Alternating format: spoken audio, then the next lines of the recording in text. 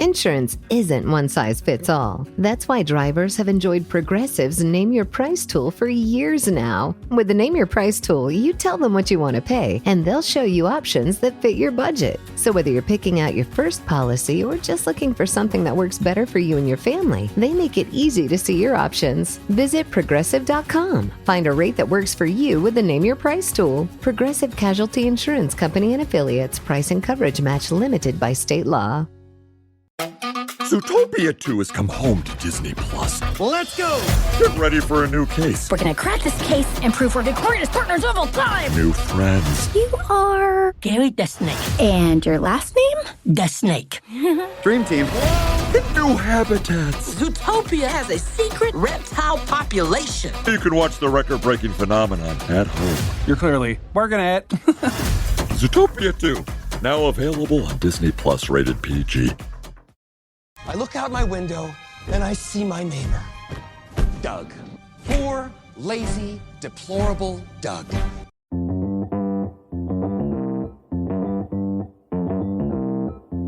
Live from Joe's mom's basement, it's the Stacking Benjamin Show.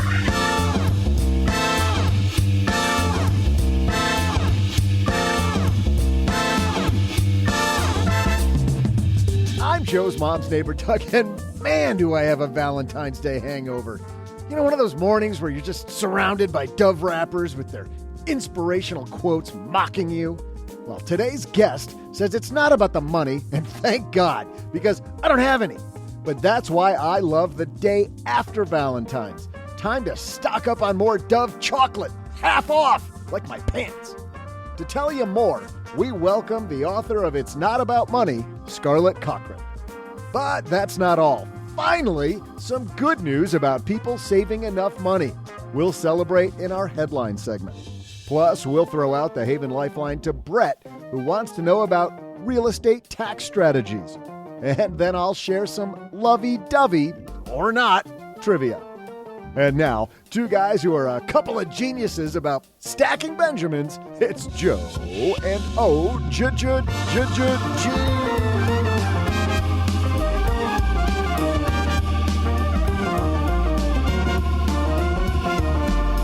Hey, and happy Wednesday, Stackers. You made it. You found us. Sit back and relax and get ready for another hour of money fun.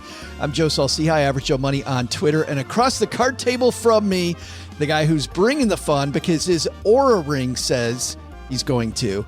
It's Mr. OG. This is my readiness is 91%.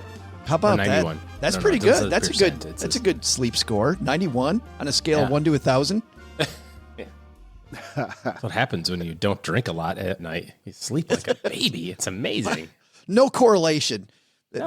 I'm sure there's no correlation between the two. Doug, half off, huh? Half off. Half off my pants. Yeah. Well, when we were talking about half off, I don't think you realize half off usually refers to the price, not the size. Not the way you wear them. Awkward. Just a little awkward here in the basement. I'm just sagging like all the kids do. It's just, oh boy. Yes. Well, we're not sagging today. We got a great show. How about that? Turn that frown upside down, people, because we got Scarlett Cochran here.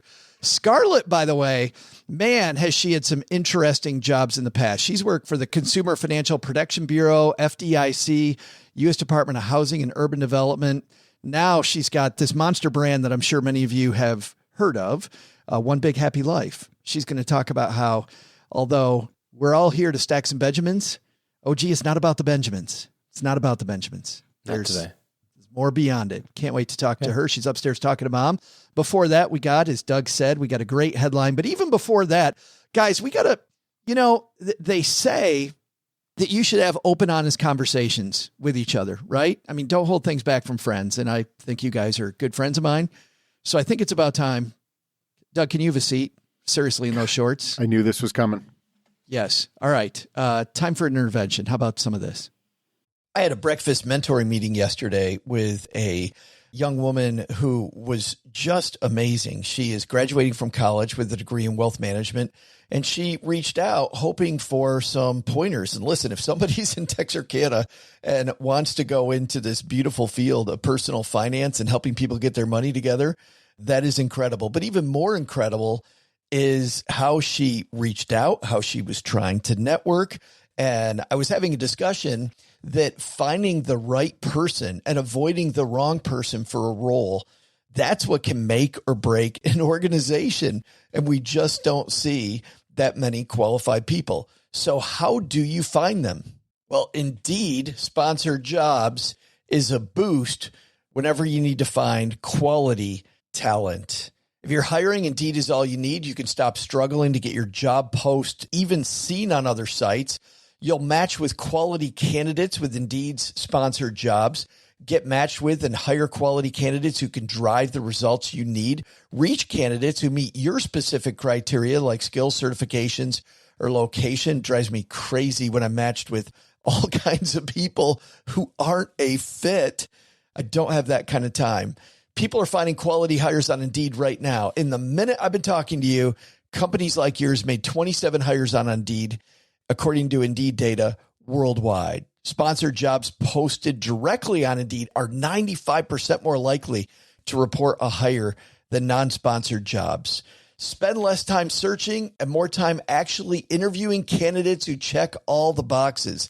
Less stress, less time, more results. When you need the right person to cut through the chaos, this is a job for Indeed sponsored job. And here's what's cool, Stackers.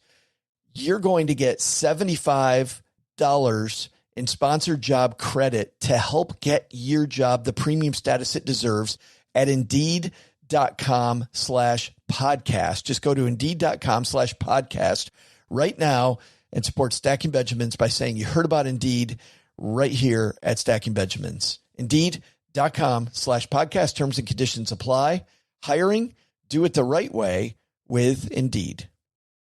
In business, there is no room for guesswork. Every shipment matters. Every deadline counts. And when you're trying to keep operations running smoothly, the last thing you need is uncertainty. That's why reliability is at the core of USPS Ground Advantage. From the moment your package is first scanned in, it moves through a secure nationwide network, aiding in a timely and accurate delivery. You get near real-time tracking so you can keep up with your shipments. And with affordable upfront pricing, there are no hidden fees or surprise surcharges to throw off your cost sheets. It all adds up to predictable deliveries you can depend on, because knowing your logistics are handled lets you focus on everything else, your customers, your team, and the future you're building. Visit USPS.com/Ground Advantage to start shipping with confidence. USPS Ground Advantage. We mean business. Did you learn? Did you learn from that? Was I supposed to be listening? Of course you were. Everybody, we need to encourage people. Please listen to the sponsor segments or we can't podcast anymore. So yes. Oh, well, as soon as you told me that we were having an intervention and you were sitting me down, I just turned the ears off. He's like, and we're done. Yes. And scene. Not intervention number 17. Come on. Yes. He could wait us out. Scarlett Cochran is here, but man, we got a great headline. So let's get moving. Hello, darlings. And now it's time for your favorite part of the show, our Stacking Benjamins headlines. Our headline today comes to us from Yahoo. Doug, you found this one. I did. It showed up in the middle of my feed between all the cartoons that I usually read. I was like, Doug found us a headline we're going to use? What's going on here, OG? I mean, wow. It is a new day here in the basement. New year, new Doug. Yes. This piece is written by Ella Vincent and OG. I think this is time for a big high five because the header, listen to this. Gen Z is doing, quote, extremely well saving for retirement, a study finds. Ella writes, the youngest generation's getting out in front of retirement planning. Workers between 18 and 25 already had socked, listen to this number, $33,000 away in their retirement accounts, according to a recent survey from Transamerica Center for Retirement Studies about intergenerational retirement preparation. We talk all the time about investors, OG, doing the wrong thing, about how, you know, our stackers, we want to make sure that we're these people that are different. We're doing things the right way. Gen Z maybe getting the message. How great is that? Pretty sweet. I mean, especially if you think about like the compounding effect of that little bit of savings over the next 40 years of their lives. I mean, that's pretty awesome sauce. If they stop saving right now, they stop at 33 grand.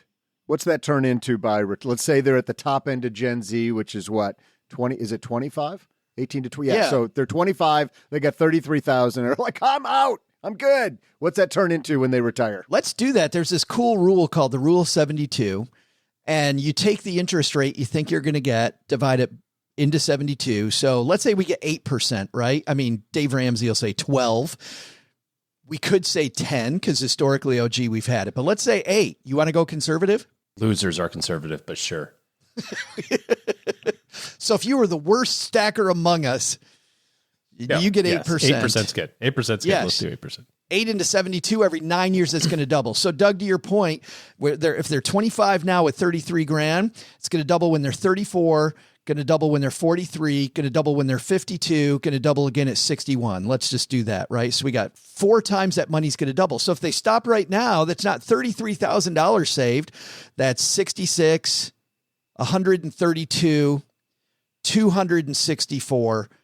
Oh, gee, they've saved more than $500,000 toward retirement already. Yeah, and that's not including the 61 to 65 time frame, which would be close. Could be to another double, close to the next one, and an 8% instead of 9 or 10. So that could be a pretty significant difference too. But either way, $500,000 checked off the pile. That's pretty sweet. There actually is one area where Gen Z could be doing better. And I think this is a difference. We saw this flip, by the way, with millennials. Millennials were doing a good job with emergency savings, not so good a job on long-term savings. And we could talk about why people think that is. But their emergency savings, Gen Z we're talking about, they've only saved $2,000, which, according to this quote from Transamerica President Katherine Collinson, it's telling us they may be doing a better job at retirement than building up the rainy day funds or emergency savings that they may need to tap into if a financial emergency pops up. That's the risk right here, OG, is, I got a lot of money in retirement accounts, but there may be a big old penalty if I have an emergency now. Yeah, and so you got to be careful with that. You got to have the boring cash to offset the risk of the long-term retirement money, because you don't want to blow this 30 grand up by having a water heater take a crap or something like that. So get the cash too. Yeah, good job of saving for retirement. Now just, build cash. Build that foundation. Is there a way that you like building cash? Is there a method that works better than others when you work with clients? Cash is kind of one of these weird things because there's not a lot of extra return involved in saving it in CDs or savings accounts. So we tend to not pay a lot of attention to it. But the easiest thing to do is to set up the automatic savings. If you can get your paycheck to be deposited into 2 bank accounts, that's probably the best way to do it. If you're needing to work on that discipline muscle of hiding money from yourself, $100 into this bank account and the rest of your paycheck into that. Don't commingle it with your everyday go a long ways. Financial money. Hey, Joe, there's another sort of shadowy, somewhat dark spot they point out in this article, which is not only Gen Zs, but everybody could still do a lot better job having written plans of where they want to end up, not just in terms of the dollar amount, but what they want to do with their retirement. And so I know we talk about that extensively on the show. It sounds like not enough people are listening to us. No, there's always, and I don't understand why that is the case, right? I mean, it seems to me that the plan, like working from a plan, is kind of the fun part of it. I mean, I know we're biased because we've done that a lot and we've seen that it works, but it also, when people see that light bulb, it's so much more fun than just socking money into this fund that I don't really know what the hell it's for. Well, yes, except for 25-year-olds don't know anything about anything. So, somebody was going to say it sooner or later. Well, that mood ring just changed.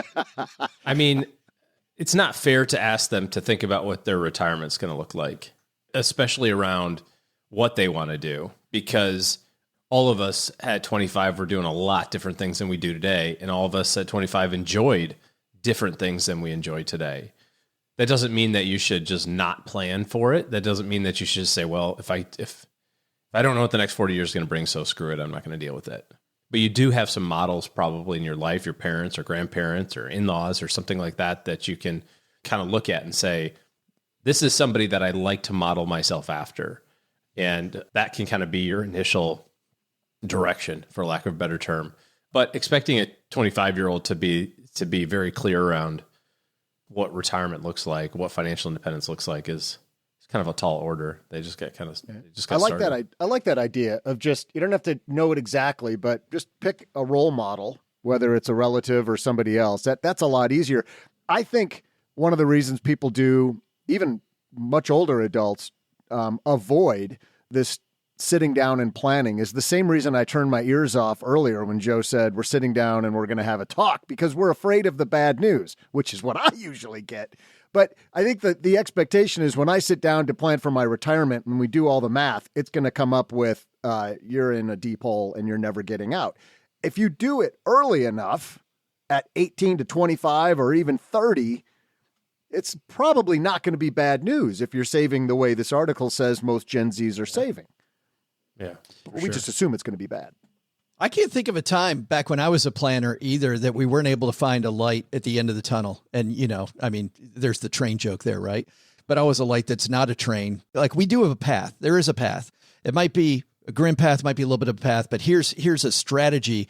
And I can't remember a case where somebody left my office not feeling much better about, okay, there is a light. I can do this no matter what age I started at. Like, I can get this stuff done. I think the other important thing, and I want to pivot to this before we say goodbye to this topic, is a plan will help us fight our biases.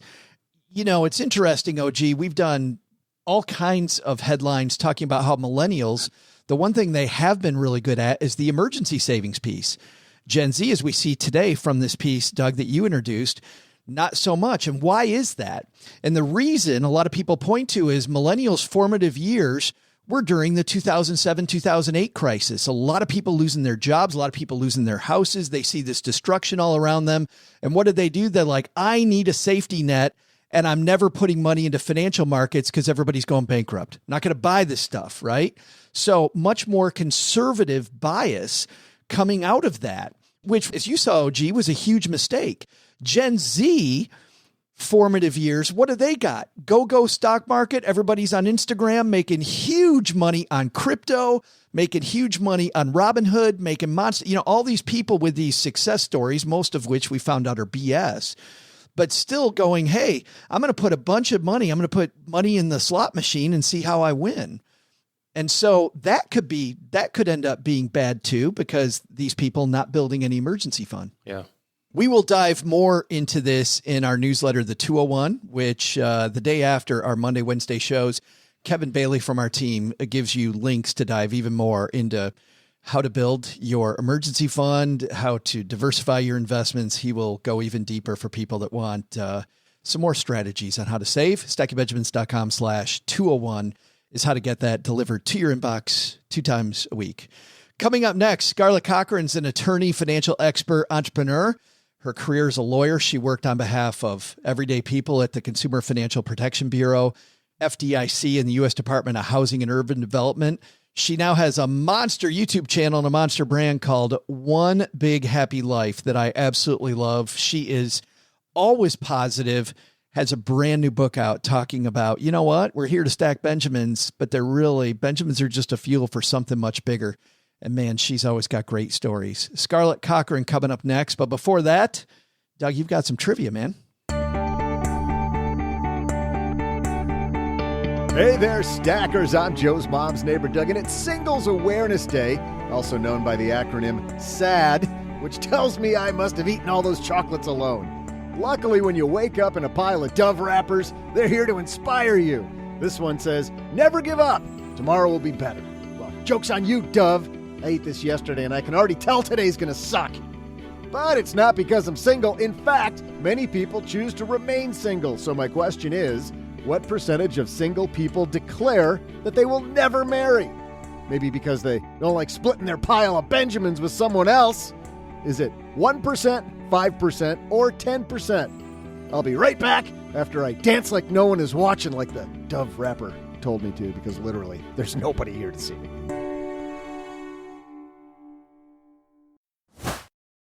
Insurance isn't one size fits all. That's why drivers have enjoyed Progressive's Name Your Price tool for years now. With the Name Your Price tool, you tell them what you want to pay, and they'll show you options that fit your budget. So whether you're picking out your first policy or just looking for something that works better for you and your family, they make it easy to see your options. Visit Progressive.com. Find a rate that works for you with the Name Your Price tool. Progressive Casualty Insurance Company and Affiliates. Price and coverage match limited by state law. You didn't start a business just to keep the lights on. You're here to sell more today than yesterday. You're here to win. Lucky for you, Shopify built the best converting checkout on the planet. Like the just one tapping, ridiculously fast acting, sky-high sales stacking, champion of checkouts. That's the good stuff right there. So if your business is in it to win it, win with Shopify. Start your free trial today at shopify.com/win.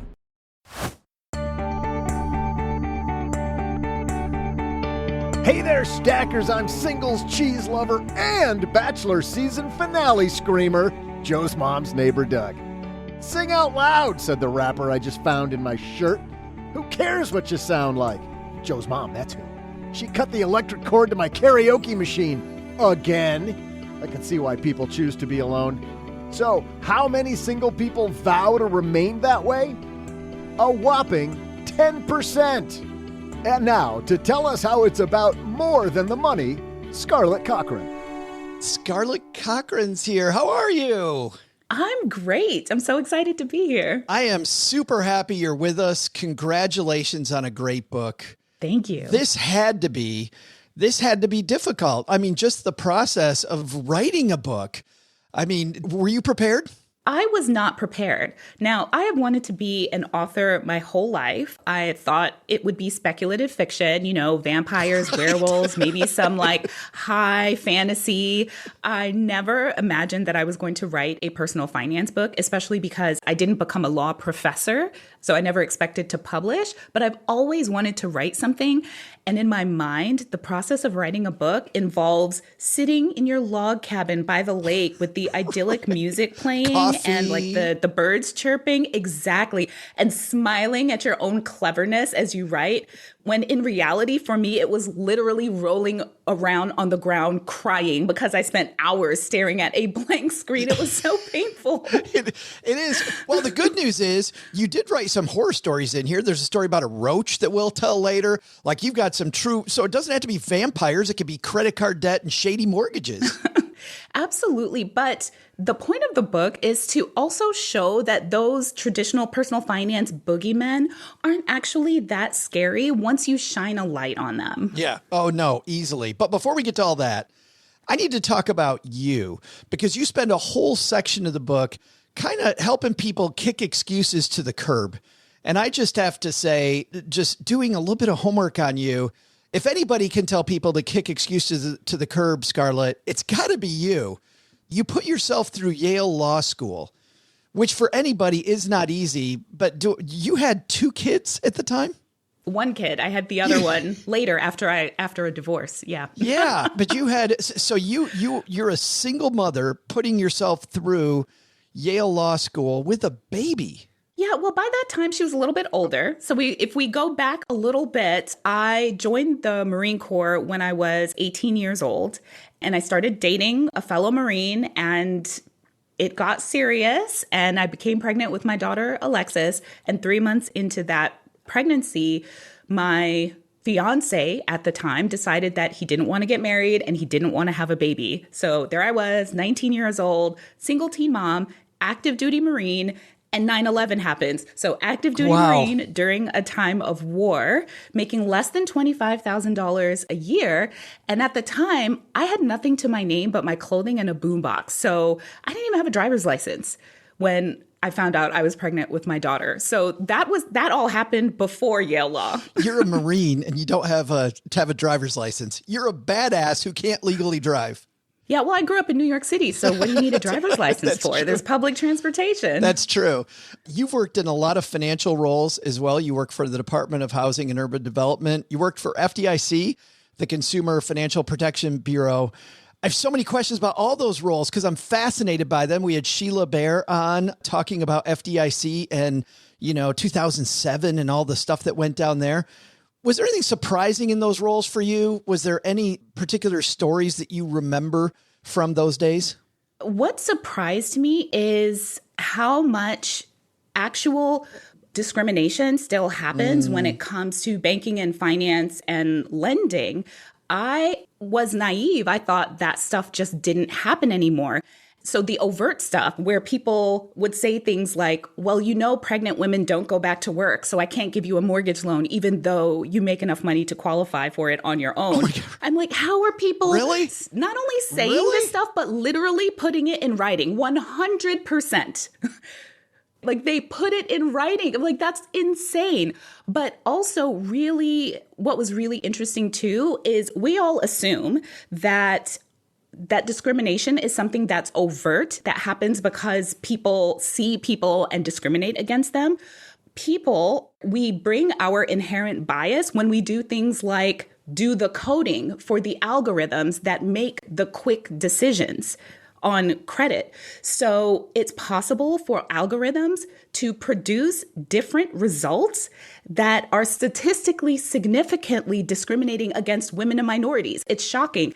But if you don't look for it, you aren't able to find where the problematic parts of the code are that are discriminating on factors that don't relate directly to a buyer's ability to pay. So, for example, if someone had Googled, like in their search history, if they got to the application page because they were searching for a consolidation loan, but had looked at, say, struggling with debt or something in their search history, that could actually trigger a lower, less desirable result when they submitted their credit application. So like a higher interest rate or a lower credit limit. And wait a minute. Just your search history. Yeah. And like the website that you came from to apply for the thing, because, there's cookies on your browser. But the thing is, those things don't correlate to your ability to repay. And so they create these disparities. But if no one asks the question, like, why did you choose to make that a criteria? This is causing a disparate impact on minorities and women, but it's not actually related. You're not showing us that this factor actually is resulting in actually better credit decisions or fewer defaults. You're just putting it there and it's having this discriminatory effect for no good reason. After hearing this from you, which by the way, we could do a whole interview just on this, but I think we should get to some of the cool topics in the book. And actually kind of as a transition that way, Scarlett, it makes me love this project even more because the feeling I got reading the book was stop with excuses and get busy. And it sounds like what you're saying now is, listen, there's a lot of reasons. There's a system that's built against you. There's a lot of uphill battle that's going to be fought, but you still got to fight. Yeah. And that's why I tell my own story. I share the fact that when I was pregnant with my daughter and I was telling people like, oh, I want to live this good life, I'm going to be able to provide for this baby, they were just looking at me like I was crazy. And if I listened to them, I would never have had my daughter. Like some people told me point blank, including my superiors in the military, that I should go have an abortion. And I'm like, well, I'm not going to have an abortion. I wanted this baby before I ever got pregnant. That hasn't changed, and I'm just committed to creating a beautiful life. It doesn't matter what you tell me is possible. I know what I want out of my life, and I'm going to go get that. Because worst come to worst, at least at the end of my life, I can look back and say, look, I gave it everything. I gave it my all. I tried my hardest, and I just cannot help but believe that making the effort to go after the life that you want has to lead to better results than just sitting back with what the world is just willing to give you. You have a whole segment of your book which fights a lot of these buts that people say, right? But I can't, but I can't, but I can't. You're like, nope. I want to ask you about a couple of them specifically. One that you and I hear all the time is, I got too much debt. What do you say to people when they tell you that? Well, I say that debt is just one part of your overall financial picture. that you can both have debt and still build wealth. I say, look at your money as like a pizza with many slices. And some of your slices can go towards paying off debt, but some of your slices need to also go towards building wealth for several reasons. One, because saving is a habit. And if we build this habit that we only invest our money when it's convenient, when it's easy, when there's nothing else demanding our attention, then we are going to continue to hit periods in our life where things get harder, like say a period of unusually high inflation. And the first thing we're going to do— That would never happen. Right? And the first thing we're going to do is cut our investing. And people need to see investing as like brushing their teeth. It's something that you do no matter what, because it's hard to make that up. You can always make more money over the course of your life to offset extra interest that you pay in debt, but it gets harder and harder to make up compounding because you've lost the benefit of the time aspect of building wealth the more you delay. I love that pizza analogy, and I think I'm going to steal it from you because I do. Yeah. Well, let me tell you what else I saw at Fight back when I was a financial planner, Scarlett, and I'm sure you see this too with Big Happy Life, is when people get the debt paid off, if they haven't started saving yet, they haven't started dreaming yet, they haven't put together this full life, like they get stuck and then they go celebrate and they buy a big screen TV on credit and they get just back into debt again. Yep. So I feel like your pizza analogy is beautiful because now when the debt's paid off, you're already rolling toward the bigger goals, the bigger dreams and stuff. Exactly. And it also represents the fact that in our modern world, I think a lot of people would say, ideally, we would never have any debt. We would always have the financial resources to hit all of our other life goals and pay for things with cash. Let's just all agree on that, right? That would make life a little bit easier. Sure. But that is not the world that we live in. And it takes time for us to build our finances to where we are our own insurance, where anything that happens, we have the cash, whether it's liquidating assets and liquidating investments, but we have the financial resources to cover those things at any time. It takes often, especially if you're living a balanced life, a decade, maybe 15 years to go from fresh out of school to, and now I have, let's say, $10, $15, $50,000 of cash that should I need a new roof, I can plunk down cash. It takes a long time and lots of deliberate effort.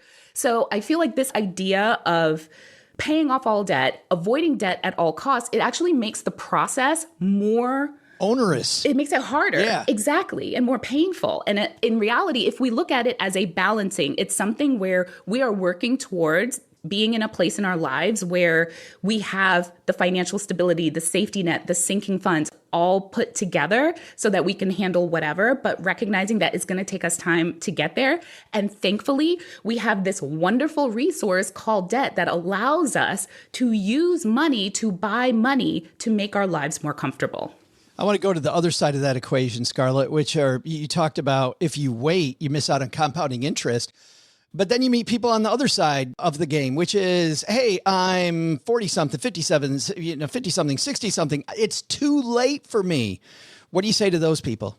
Well, I always tell them to ask themselves this question. If I were to start working on improving my finances now and changing my financial habits now, 10 years from now, will I be better or worse than if I changed nothing? And the answer is always going to be, of course, I'm going to be in a better position. And so would you rather be in a better position or a worse position? Right. And the answer is always going to be better. So then the question becomes, okay, now let's see what's possible. What can you do?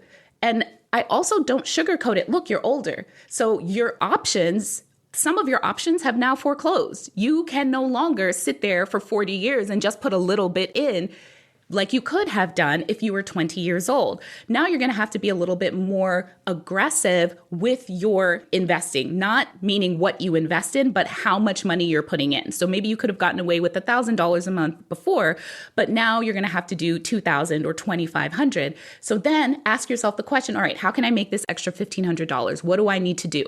And I say, thankfully, we live in a world where there's more information out there than ever. Your ability to expand your capacity to make money has never been greater. You just need to realize that that is available to you if you want it. And I know you do, so just get started. I feel like this is the positive side of fear, right? Using fear that I won't get started, that I won't have enough, and using it as a weapon, truly making fear your buddy. Yeah. And fear is not a bad thing. Also, you can feel fear and still take the right actions that you need to take. And one of the best ways to do that is to really ground yourself in your future self, right? Connect those two people together. I know that as humans, we don't naturally connect with doing good things for our future selves, right? We see that as some stranger. Oh, that's a future me problem. But we can get better at seeing ourselves as both people at the same time, but that takes practice. So when you make a decision, you think, what would future me do, right? If future me has everything that I've ever wanted, what would they have needed to do in order to, when they were me, in order to have that? And just connect with future you on a day-to-day basis. It takes 30 seconds. I'm just imagining, hey, future me, how are you? Let's have a chat. You actually do this. This is off the book now. This is onto what you're doing on YouTube, where I'm so jealous of you with nearly 250,000 people following you on YouTube. But it's rightfully so. You talk about having a year in review. Can we take a second and talk about your year in review? And we'll also link to this video because I think it's really cool. Going back through the nuggets of the year to kind of pick stuff out. Tell me about the year in review. Well, the idea being that a review helps us see how aligned we are with the life that we're actually living, which the whole premise of the book is that the purpose of your money is to create the life that you want your whole life. That's why even though I talk about money, I spend a lot of time helping people really look at how do you create a meaningful and fulfilling life. So when we do the year in review, yes, we look at the numbers, but that's not actually where we start. We start with how you felt about the life that you lived over the past year, because it's very easy to get into living your life on default. And I heard this for the first time from Michael Hyatt, living the same year over and over and calling it a life. Most of us, if we think about that, we don't want to do that. We want each year to be new, to be more fulfilling, where we become kind of deeper versions of ourselves and have even better experiences and a wider variety of experiences. So when we do our year in review, we look back and we say, what's working? What are we doing really well in our lives? What do we love? What's not working? And that not working question helps us set more meaningful goals, both financially and when it comes to our own lives. And a new question I added this year is, how did I live in alignment with my values this year? The idea there is to have us start setting wins and accomplishments that aren't just about external accolades. Because I've got a lot of those external accolade accomplishments, and I can tell you over time, the novelty wears off. And what you're left with is the life that you lived when in between those big milestones. And that's the life you're going to look back on when you're old. So I want you to review your life every single year so that you're not getting complacent and taking it for granted. Wow. Speed up by slowing down. Mm-hmm. I mean, truly slowing down and living between the notes instead of more notes. Yeah, I say life is the thing that happens between your goals. Right, it totally is. I want to end with just a brief tour of one section of your book, which is the 7 money capacities. And often I don't like to do this on one hand because you dive so deeply into these, but I want people to feel them and what they are. So our audience gets some idea of these different capacities. And if people read the work, they kind of have an introduction to it as well. So I feel like it works for everybody. But the 7 money capacities, if you could just give me a few lines on each of these. The first one is understanding. What do you mean by that? Well, we need to understand money so that we can make good financial decisions. It's also recognizing that personal finance is constantly changing. Like, I'm telling you this as a banking and finance attorney that regulated the financial industry here in the US on a federal level, that banks are always coming up with new things, right? Remember, Bitcoin wasn't a thing.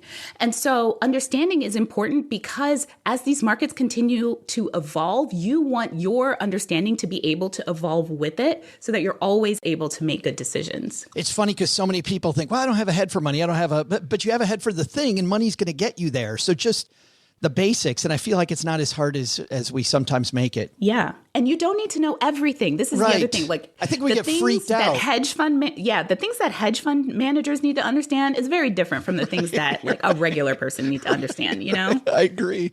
Second is deciding. So making good financial decisions. The decisions that we make really do impact our trajectory. So many people get this feeling of powerlessness, like they don't have a choice, like they're just along for the ride, not recognizing that the better your decisions, the better your outcomes, and the better your overall quality of life. I love that. Just you are controlling the flow of the river. And I felt powerful reading that section. Like, no, it is me. You know, we started off here talking about the system and how rigged it is, but it still is about me, and which is awesome. Third is earning. Well, you got to make money in order to have money, but earning is a skill that we can improve over time. And this is something that I've learned in my own life. Too often we approach jobs and job searching and career from the perspective of what are they willing to pay me? But I say you should approach it from the what do I want to earn? And then how do I become the person that earns that money? Oh, begin with the end in mind. Mm-hmm. Fourth is having. So having so many people, especially when they get a windfall, they're like, what do I do with this money? And I'm like, just have it. You don't have to do anything with it. And having is an essential skill because in order to build wealth, you have to have the skill of having money and not touching it. And also having money and waiting and making a sound financial decision rather than knee-jerk reactions, like doing things like pulling money out of your 401k to pay off debt, or taking a home equity loan, which is a secured debt, to pay off a credit card, which is unsecured debt. So you're putting your home at risk for no reason. And that's because people can't just like sit and have money and not do anything with it. Isn't it wild that in some cases like that, and you know, you talked about inflationary times and the stock market being all over the place last year. This is one of the only fields where doing nothing is often the right answer, Scarlett. Right. And there's so much emotion caught up in it. And we do not make good decisions from a place of negative emotion. And that is why I spent so much time talking about what we typically consider as like negative things like debt, and then showing people how it's actually important to appreciate your debt, get to a place of neutrality about your debt so that you can make better decisions. Next is spending. So we're talking about making better decisions, knowing when to spend, when not to spend, building those quality spending habits that make it really easy to stick to your spending plan and hit your overall savings goals, right? The thing that often derails us is we have a plan and we can't stick to it. And I wanted spending in there because I wanted people to understand that this is a skill that you actually have to practice. It's not about willpower. It's figuring out spending habits that you can sustain naturally. What I like about this discussion, Scarlett, is almost 12 years of this. I've done a lot of interviews. So many of us begin with the spending plan. They begin there. And for you, spending is step 5 of 7. Mm-hmm. And I feel like the fact that you have this funnel before you get to spending, now spending really isn't its place. Like it's a function of all these other things that are above it. I feel like you're much more likely to succeed if you put it at number 5 than if you just go, oh, everybody says I need a budget. Yeah. And also spending actually does mean spending, not like not spending, which is how we usually think about it. So to me, spending money well means that you actually get to spend on the thing that matters to you, and you should be savoring those purchases. Too often we spend money and it's basically wasted because you feel guilty about it. You kind of resent the purchase after you made the purchase. And so it's like a lose-lose. Like, no, when you spend money, you spend that money and you enjoy it. You're not going to beat yourself up about it, even if it was I wouldn't do that again, as I like to call it, something that you don't want to do in the future. You can still savor the decisions that you made and make the decision to do something different going forward. You said the word losing, and that's the title of the 6th money capacity. What's losing doing in here? Yeah, losing is my favorite because people make really bad financial decisions because of loss aversion, right? Because we are scared to lose. And so we make decisions to try to just never lose money. Now, when it comes to money, that's impossible because just the nature of investing always involves some amount of risk. And investing is non-negotiable unless you happen to make so much money that you can just literally save your way to millions of dollars, which most of us do not, right? We're talking someone who has like a multi-million-dollar business can just save their way to be a millionaire. The rest of us, we need to invest. And investing involves some amount of risk, and your investments will go up and they'll come down and they'll go up. And in the downs, people are so upset about losing money that they lock in those losses. So frustrating to see. So we make irrational decisions, but also we have to take some amount of risk in life to do things differently. So when we buy a house and we have a job, now we're invested, but we don't like this job and we don't like this city. But hey, it cost us so much money to come here. Well, I don't want to lose that money. I don't want it to be a waste. So I'm just going to stick in this house I don't like, in this city I don't like, in this job I don't like, because I don't want to quote unquote lose money. When in reality, it's like, okay, well, that was a lesson. I'm just going to pick myself up and I'm going to do what I need to do because the life that I want is more important than the money I already spent. And I'd rather lose money and gain the life I desire. Those are the thoughts we need to have to make our highest level decisions.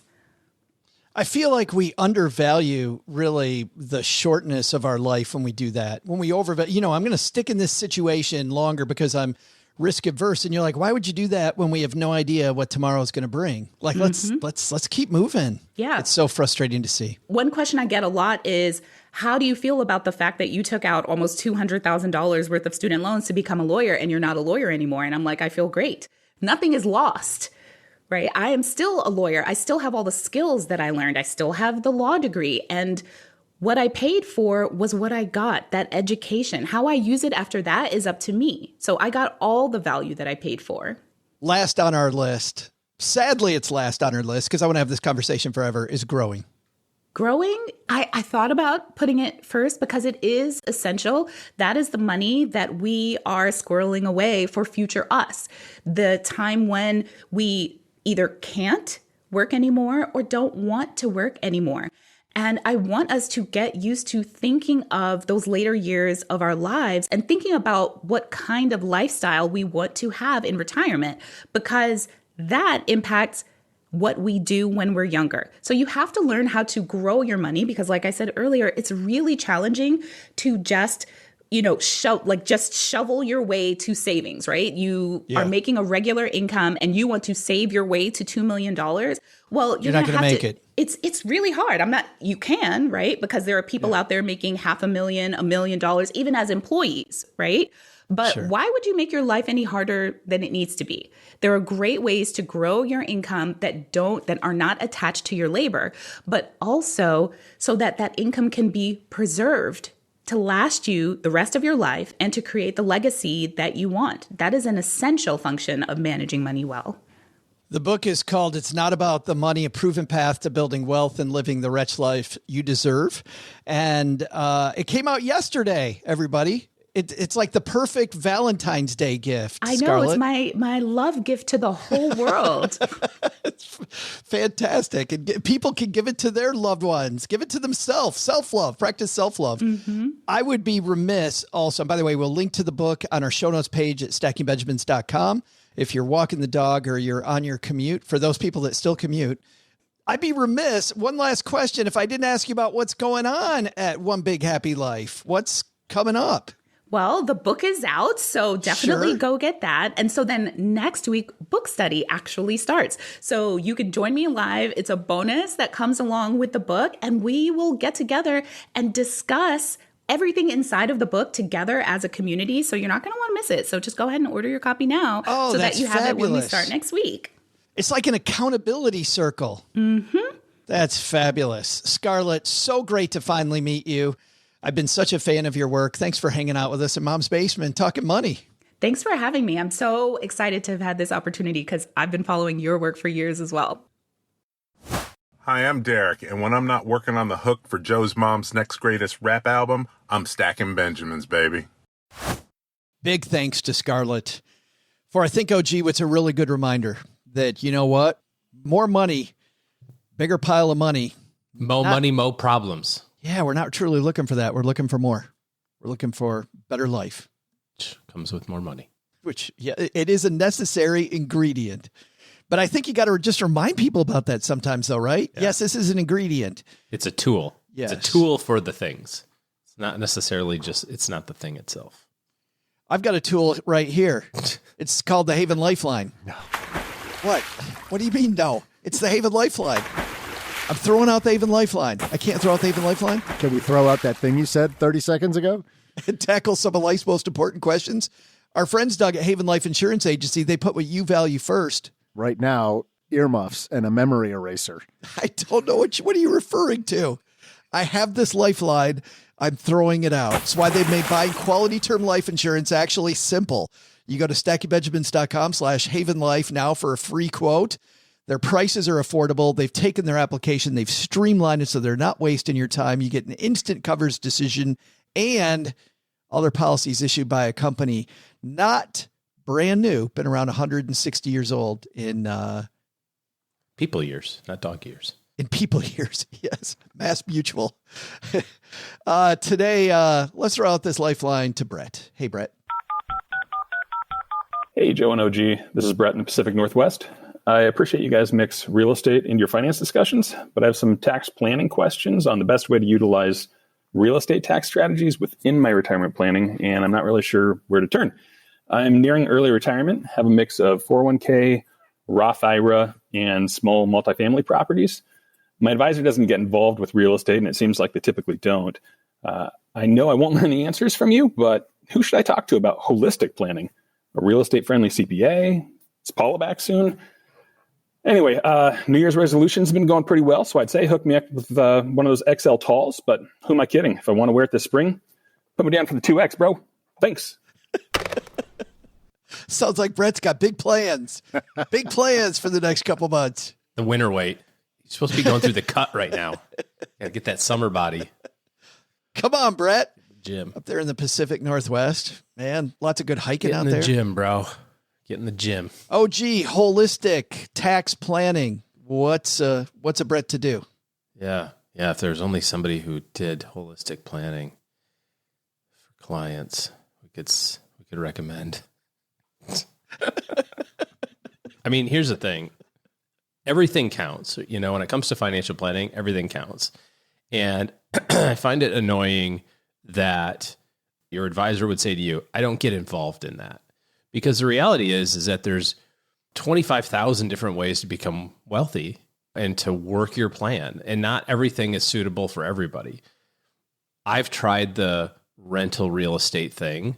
I did it in a faraway state, and it was a pain in the butt. And I'm glad that we sold it and, made some money, and that was fine. That doesn't mean that I don't think it's good. That doesn't mean that I don't think that you can be wealthy doing it or that you can retire. I mean, there's tons of people, as evidenced by Bigger Pockets and these other places that are successful. I mean, Joe, your son's successful with real estate in a faraway state. And if he would have come to me and said, hey, I'm thinking about buying real estate in a faraway state and managing it from 1,100 miles away, what would you think? I would have said, hey, listen, this is my experience. I don't think it's very great. And he's had success with it, right? So let's just be clear, though. Your answer wouldn't be, I don't get involved. Yeah, that's not for me to do. Good luck, YOLO or whatever. I don't know. What do you say? It's just part of the deal. It's just part of, it's like financial planners who say that, well, I don't deal with insurance. Why? That's part of the deal. That's part of the plan. If something bad happens, they're going to come to you and ask you for, what do we do? And if you go, well, I don't know. Did you guys get any insurance or do anything with that? Sorry, that bill's dead. Hope you got insurance. Like, well, no, you didn't.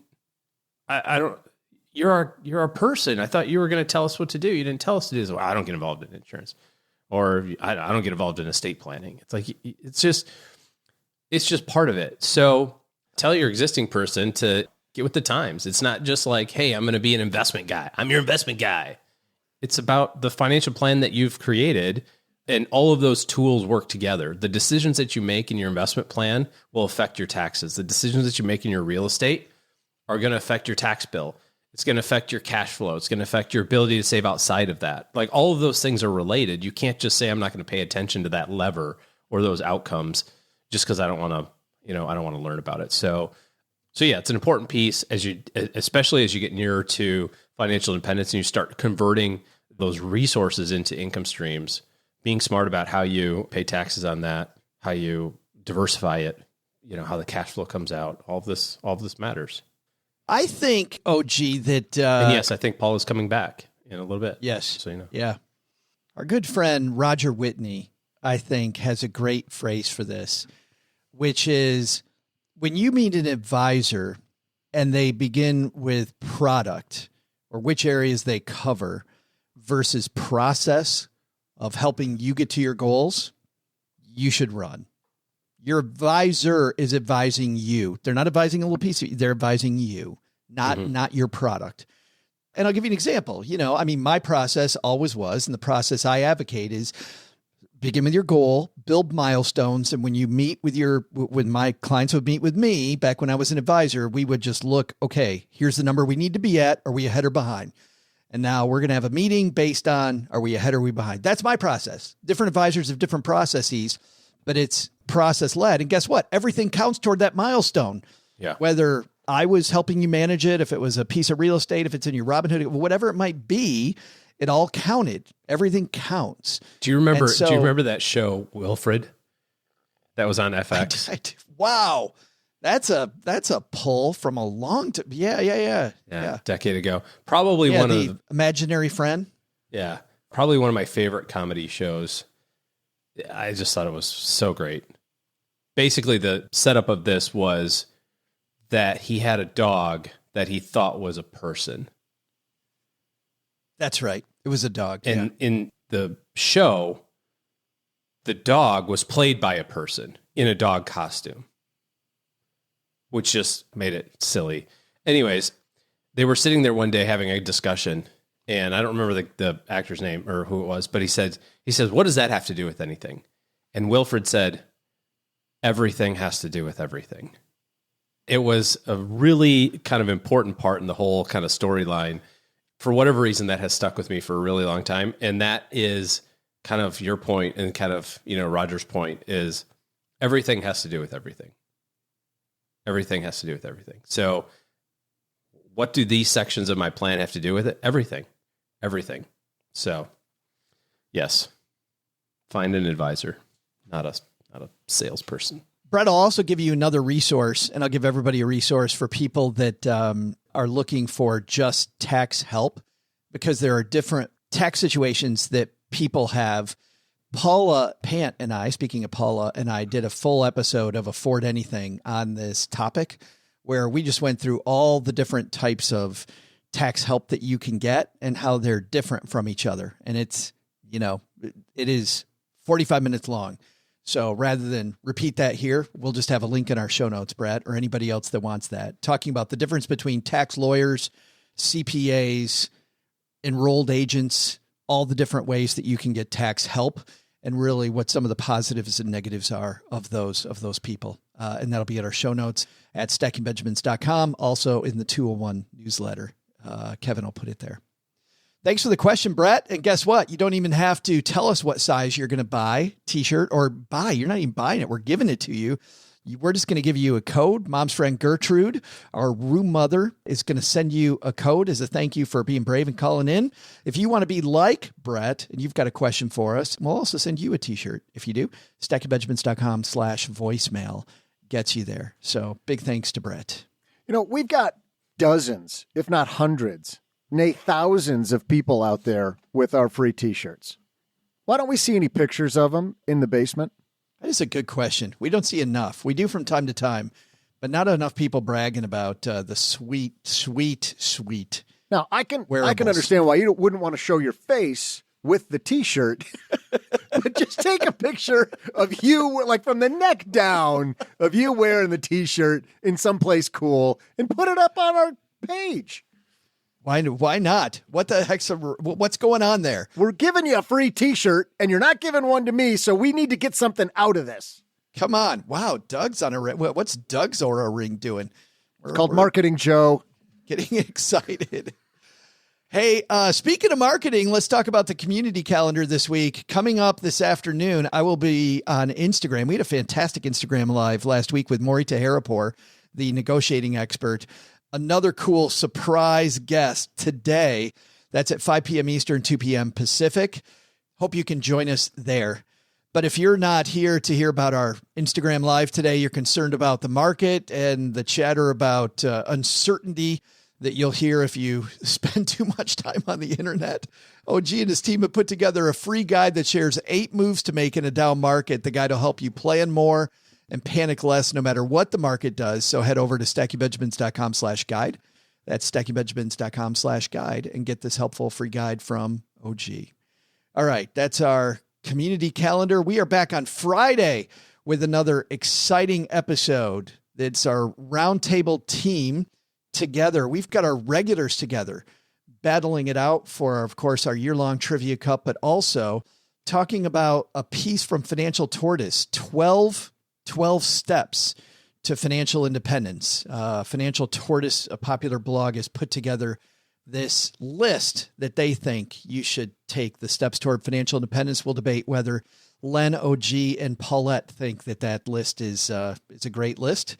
Doug, you're going to be there too with us on Friday. So hope you guys can join us then. Doug, to put a pin in this, let us know, man, what should we have learned today? Well, Joe, first, take some advice from Scarlett Cochran. Building a bigger Benjamin stack? That's great. But building a bigger life? That's the ticket. Second, take some advice from our headline. You need a foundation and great retirement savings. But a big high five to Gen Z. You're rocking it. But the big lesson? Okay, well, it's not that easy being single. Yes, I do judge myself for being broke, but what's a guy to do when you can win singles night at the Sizzler just by yelling, "Shrimp appetizer, on me"? Sadly, when I say that, I literally mean on me, but they think I'm buying, which keeps me broke. But whatever. Thanks to Scarlett Cochran for joining us today. You can find her book, It's Not About the Money, anywhere fine books are sold. We'll also include links in our show notes at stackingbenjamins.com. This show is the property of SB Podcasts, LLC, copyright 2023, and is created by Joe Salcihai. Our producer is Karen Repine. The show is written by the brilliant Paulette Perhatch with help from me, Joe, and Doc G from the Earn and Invest podcast. You can hire Paulette as your very own writing coach. With her program, Your Personal Editor, you get 10 sessions one-on-one with Paulette to add power to your words. More information at yourpersonaleditor.com. Kevin Bailey helps us take a deeper dive into all the topics covered on each episode in our newsletter called The 201. You'll find the 411 on all things money at The 201. Just go to stackingbenjamins.com/201. Tina Eichenberg makes the video version of this show. Once we bottle up all this goodness, we ship it to our engineer, the amazing Steve Stewart. Steve helps the rest of our team sound nearly as good as I do right now. Want to chat with friends about the show later? Mom's friend Gertrude is our social media coordinator and the room mother in our Facebook group called The Basement. So say hello when you see us posting online. To join all the basement fun with other stackers, type stackingbenjamins.com/basement. I'm Joe's mom's neighbor, Doug, and we'll see you next time back here at the Stacking Benjamin Show. Not only should you not take advice from these nerds, don't take advice from people you don't know. This show is for entertainment purposes only. Before making any financial decisions, speak with a real financial advisor.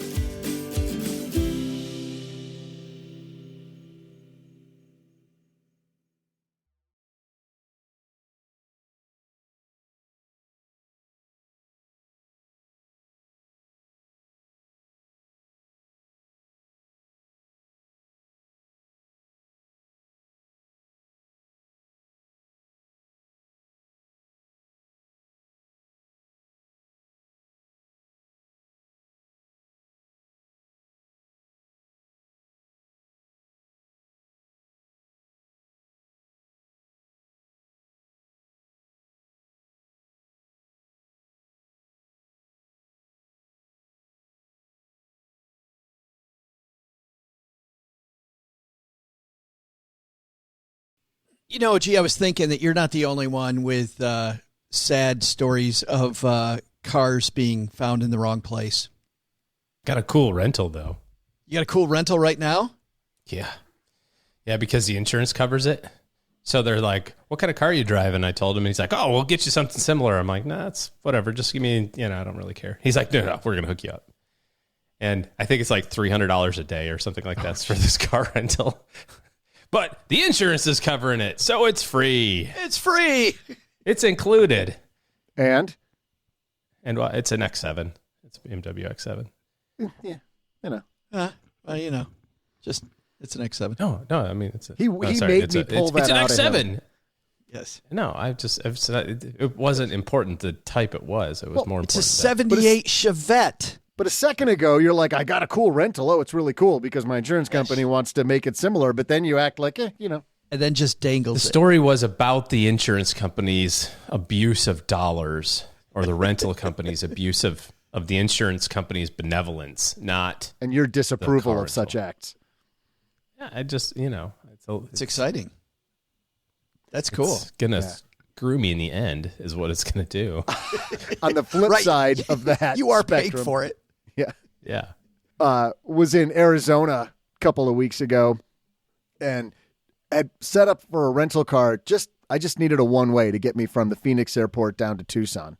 But then we get down there and I just I just need something to get there that can hold our stuff. 4 tires and some gasoline. That's all it was. And it was like a pretty lousy Corolla that had like a hole in the carpeting where your heel goes for the gas pedal and cracked windshield. And this was the not bottom. an X7. A little bit different. I did on 2 trips to Detroit recently. I got that's okay. Cars. Oh, you weren't done? I thought you were done. No. Are my stories ever that short? I was hoping. No, this was not the day. Oh, continue on. Well, so the checkout at that place took forever. And at the end of it, the lady checking me out goes, "Oh, I'm sorry. Instead of $97, I accidentally fat fingered and it was $977. Are you okay if we just refund that to you in the next few days? Or should I do it over?" No, I'm not okay. If you just get that to me whenever, do it again. And then she's like, "I don't know how to do that. I'm going to have to get my manager." And because it took a while to undo all of that, the manager's like, "You know what? I'm just going to give you like the lowest daily rate." So it was like $40 for the day. So I get down to Tucson and I realize it's pretty cheap. Let's just keep the car. So we do that. Well, that was a mistake because that car was a piece of shit. And driving that around for 9 days was tedious to say the least. And I was pretty happy when I got back home and into my big American truck. My gas guzzling beauty. That got 11 miles to the gallon on the way home from the airport. 11 gallons to the mile. Yeah. Yeah. But I had room for my big gulp. Perfect. So you'll find this hilarious. So last couple of trips I went to Detroit. Not going to stop me? Is it over yet, Doug? Is it done? Are we done? I decide to save a few dollars because they have this category called mystery car. You can get the mystery car. Where the hell are you renting cars? I know where you rent cars from because I get the bill. I know. It's from Avis. They don't have a mystery car. Avis does not have mystery car. I swear to God they have mystery car. And I will tell you, do not rent the mystery car. Because why would you have filed the same... under advice nobody needs to actually hear. Joe, we have the same benefits. We have the same credit card. We have the same relationship with these people. You get like the president's circle. You just walk in. They go, "Mr. Salsihai, we're so happy to see you." Yes, we have the preferred thing. Yeah. You don't have to talk to anybody. You literally get in it. But I see mystery the fact car this is going to be an option. It is an option, and it was like $10 a day less. I'm like, why wouldn't I take I only need it for like 48 hours. Why not? Maybe I'll get an X7. Well, it turns out I got the Bong Mobile. Like, I seriously get this thing that people have been chain smoking in. Like, Marge Simpson's sisters rented this before me. Jeff Spicoli gets out. Not only have they seen how many curbs it can go over in a 24-hour period because the suspension's all over the place. Like, I'm seriously feel like I'm driving this battle axe. And the overwhelming smell of different types of tobacco. I'll tell you, all over the car. I rent cars a lot, and I'm a big deal in the car rental space. I don't know if you who are you hiding from? You know who I am. Do you know who I am? But of all of the car rental places, I have to say National is the best. Literally, the walk in, pick whatever car is here, get in the car. You don't talk to anyone. You scan the thing with your phone. You drive to the gate. You like hold up your phone, and they go, "Okay, see you, bye," and you drive away. That's been my experience with Avis Preferred. Same thing. Yeah, except for the mystery car part. Like, there was never an offer of a mystery car. I was never tempted by mystery car. We came into town, after my Christmas flight experience, came into town and rented a car in Detroit. And they had the Preferred shut down because of Snowmageddon. And these guys are they are cleaning cars and bringing them one at a time for somebody to pick up. And so I rented, Doug, to your point, when you said Toyota Corolla, it reminded me of this. I rented on this occasion Toyota Corolla or similar. That's what I rented. Mystery car. I ended up with a Camaro. Perfect for Snowmageddon. Yes. That'll work. My God, those things drive great in the snow. Fantastic. Big wide tires. Yeah. Aren't I think National, Alamo, and Enterprise are all the same company, aren't they? I know the arrangement between National and Enterprise, but I can't confirm. Because this great Corolla experience I had was Enterprise, but they don't do. I love the thing you described, where you just like pick a car and the keys are in it, and you just walk out there and grab it. I think that's an amazing way to streamline operations and make for a great customer experience. There's 22 other great things about that, but I don't know why they don't do that with their other brands, because my Corolla story happened from an Enterprise, and it was not that great. Not just the car, but the whole experience of checking out. Enterprise, that's Doug's opinion. If you want to advertise in the show, just we'll fire Doug in a heartbeat if you want to advertise Enterprise. Absolutely, Enterprise. This dude's don't hold gone. it against us. We're just looking for a reason.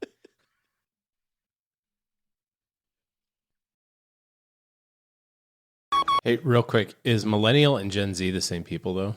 No, they're not. No, not at all. Gen Z's behind them. Yeah. I see. Old guy.